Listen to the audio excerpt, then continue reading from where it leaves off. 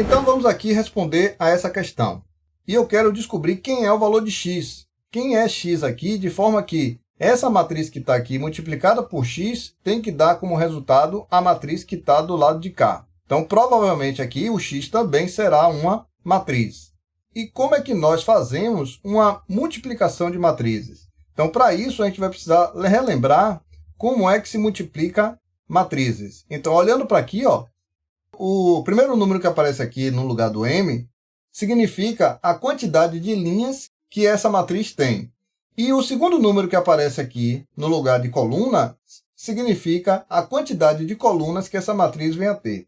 E para eu multiplicar duas matrizes, como está aqui o exemplo, ó, matriz A vezes matriz B, eu tenho que ter essa condição que está aqui, ó. Número de colunas da primeira tem que ser igual ao número de linhas da segunda. Então, essa é a condição necessária para que eu multiplique. E ao multiplicar a matriz, o resultado final vai ser uma matriz que eu estou chamando de C, formada pela quantidade de linhas da primeira matriz com a quantidade de colunas da segunda matriz, como é que vocês podem ver aqui, ó.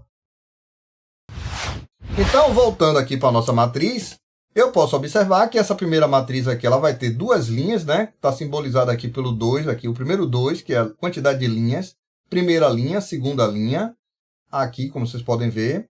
E aqui o outro 2 simboliza a quantidade de colunas. No caso, essa coluna e a coluna de cá. A matriz X, eu não sei. Aqui vai ser uma matriz, M, que eu estou chamando de M por N. E o resultado está sendo uma matriz o quê? De duas linhas, aqui estão as duas linhas, por uma coluna. Então, ficou 2 por 1. Então, o que nós sabemos sobre multiplicação? Como acabamos de ver. Então, eu posso dizer que esse M aqui tem que ser igual a esse 2. E o resultado final é formado por quem? Pela quantidade de linhas da primeira, no caso aqui é o 2, como vocês podem ver, pela quantidade de colunas da segunda. Então, no caso, esse 1 agora aqui vai ser justamente, tem que ser igual ao n. Então, com isso eu consigo descobrir que minha matriz X será uma matriz do tipo 2 por 1, ou seja, duas linhas por uma coluna. Então, substituindo no lugar do x agora essa matriz desconhecida com os elementos A e B, nós vamos em busca de descobrir quem é a matriz X.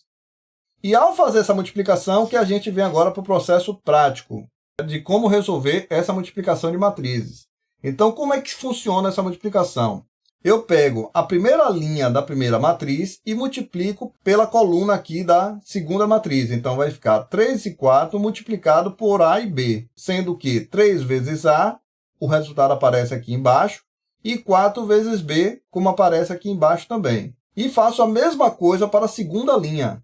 Então, eu vou pegar a segunda linha da primeira matriz e multiplicar pela coluna aqui da segunda matriz. Então, vai ficar 2 vezes A, como está aqui embaixo, mais, e faço o somatório, né, de ambos os valores. E 3 vezes B, que aparece aqui. Igualo a matriz que já está definida aqui, né, com os elementos menos 1 e menos 1. Observe que eu tenho agora uma matriz praticamente iguais.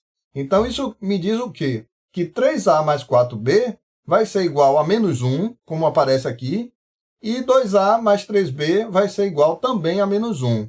E isso me gera, pessoal, um sistema de equações. Ao resolver esse sistema de equações, nós temos como resposta que A vai ser igual a 1 e B vai ser igual a menos 1. E assim é encontrado o meu x, a minha matriz desconhecida, que é formada pelos elementos 1 e menos 1. E a outra questão é sobre polinômios. Sendo dados os polinômios f igual a x, g igual a x mais x ao cubo e h igual a 2x ao cubo mais 5x, obtém os números reais a e b, respectivamente, tais que h é igual a vezes f mais b vezes g. Então, vamos colocar aqui. Repetindo aqui, foi dito que h é igual a vezes f mais b vezes g. O h é um binômio aqui, ó, 2x à terceira mais 5x. Então, no lugar de h, substituo aqui por 2x à terceira mais 5x. Igual a vezes f. Mas quem é f? F é igual a x. Então, ficou a vezes x. No lugar do f, eu coloco o x. Mais b vezes g. Mas quem é g? G é igual a x mais x ao cubo. Então, no lugar do g, eu tirei o g e coloquei x mais x ao cubo. Observe agora que eu tenho uma equação aqui, onde eu tenho termos de um lado e termos do outro. Então, vamos reduzir esses termos aqui, simplificar ele e, de certa forma, fatorá-los para reduzir e descobrir quais são os valores de A e o valor de B, que é o que pede no enunciado da questão. Então, o que é que eu posso fazer? No primeiro membro não tem nada a fazer. Os termos são as partes literais dele, ou seja, a parte que tem letras, são totalmente diferentes. Não posso somar aqui. Mas olha no segundo membro. Eu posso estar multiplicando aqui o B vezes o X e o B vezes X à terceira. Ao fazer isso, eu tenho B vezes X é igual a BX, e B vezes X à terceira deu como resultado BX à terceira. Observe agora que, olha esses dois termos, eu tenho A vezes X mais B vezes X. Então, eu tenho o X, que é um termo comum a eles dois. Então, eu vou colocar o X em evidência. Então, eu fatoro esses dois termos, fator comum em evidência, e coloco o X aqui em evidência. Então, eu posso escrever isso, reescrever isso dessa forma que apresenta aqui. A mais B vezes X. E repito aqui o bx à terceira.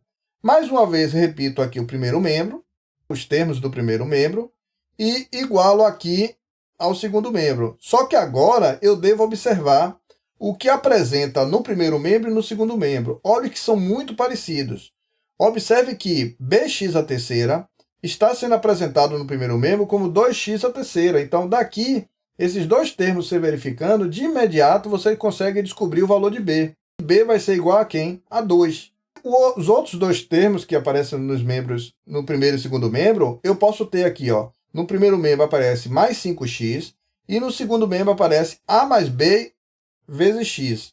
Então, quer dizer que esse A mais B aqui, ó, vai ser igual a quanto? A 5. Se A mais B é igual a 5 e o valor de B nós acabamos de achar que é igual a 2, isso me leva a concluir que A vai ser igual a 3. Então, assim eu descubro que os valores de A e B vai ser A igual a 3 e B igual a 2. Dentro das alternativas que aparecem aqui, ó, a única alternativa correta é a letra C. Então, assim finalizamos a questão. E acompanhe as próximas questões do XMath Games. Até mais, tchau, tchau.